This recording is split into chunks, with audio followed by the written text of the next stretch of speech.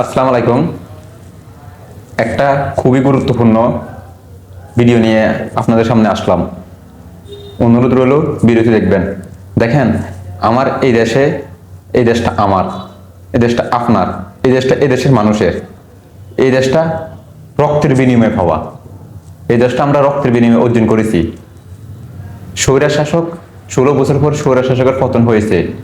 দেখেন, রাজনীতি একদিনের খেলা না। রাজনীতি 20 বছর 50 বছর ওরকে কেন্দ্র করে রাজনীতি গড়ে তোলে একটা দল। এখন আপনারা সবাই জানেন, আওয়ামী লীগ সরকারের সাথে ভারতের খুব ভালো সম্পর্ক রয়েছে। আওয়ামী লীগ সরকার পদত্যাগ করছে বা আওয়ামী লীগ সরকারের পতন হয়েছে, ভারত বিষয়টা ভালোভাবে নিবে না, ভালোভাবে নেয়নি এবং ভালোভাবে নিবে না। এটাই স্বাভাবিক। প্রধানমন্ত্রীর পদত্যাগে সাবেক প্রধানমন্ত্রীর পদত্যাগের ফলে দেশে যে অরাজকতা সৃষ্টি হয়েছে, ভাঙচুর, লুটপাট বা হত্যাকাণ্ড যা ঘটতেছে, দেশে যেহেতু এখন সরকার নাই, সরকারবিহীন, বর্তমানে দেশে তো সরকার না, সরকারবিহীন আইন শৃঙ্খলা বাহিনী এখন কারো নির্দেশ শুনবে না। তাই দেশে এখন যা ইচ্ছা তা হইতেছে। এতে আমার দেশের সম্পদে নষ্ট হইতেছে। এতে করে একটা প্রতিপক্ষ মহল বা একটা প্রতিপক্ষ বা দুর্বৃত্তরা বা অন্যান্য ষড়যন্ত্রকারীরা আমার দেশটা অচল করার চেষ্টা করবে, যাতে এই দেশ বিশ্বের দরবারে মাথা তুলে আর না দাঁড়াতে পারে, যাতে করে আবারও পুনরায় একটা অভ্যুত্থান ঘটে। যখন দেশটা অচল হয়ে যাবে, দেশটা যখন আর স্বাভাবিকভাবে চলবে না, দেশটা অচল হয়ে যাবে, দেশটা আর মাথা তুলে দাঁড়াতে পারবে না, এতে করে দেশটা অচল হয়ে যাবে। এতে দেশে আবার একটা অভ্যুত্থান করতে পারে, ওরা আবার পুনরায় ফিরে আসতে পারে। তাই আমরা এই বিষয়ে সতর্ক থাকতে হবে। রাজনৈতিকভাবে আন্তর্জাতিক পর্যায়ে বাংলাদেশ যে ভূখণ্ডে আছে, যে ভৌগোলিক অবস্থান আছে, এটা অত্যন্ত গুরুত্বপূর্ণ।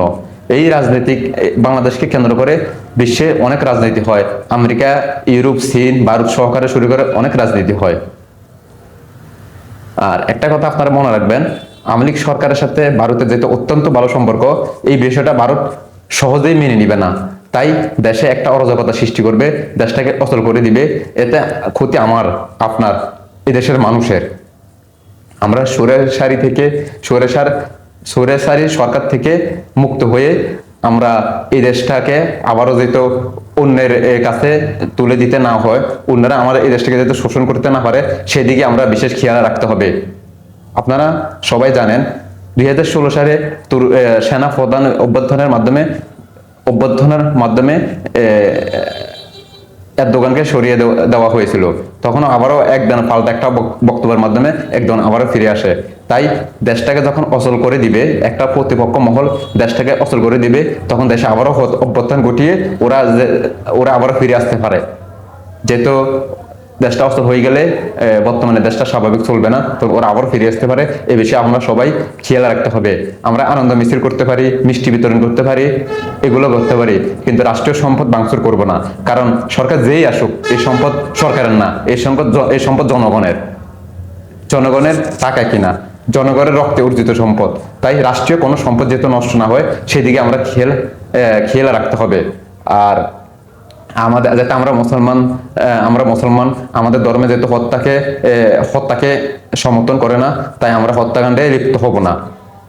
যার পাপের শাস্তি সেটা এমনি পেয়ে যাবে, সেটা উপরওয়ালা করবেই।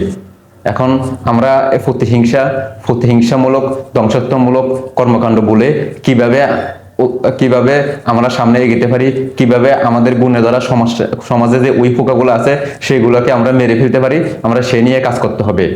যেটা আমাদের এই দেশে গতকাল থেকে নানান ধ্বংসকাণ্ড ঘটতেছে, যেহেতু এই ধ্বংসকাণ্ডকে বাইরাগত ওরা ঢুকে দেশটাকে পুরো ধ্বংস বা অচল করে না দিতে পারে বা না দেয়, সেদিকে আমরা বিশেষ যত্নবান হতে হবে। অনুরোধ রইল ভিডিওটি শেয়ার করে দিবেন। আল্লাহ হাফেজ।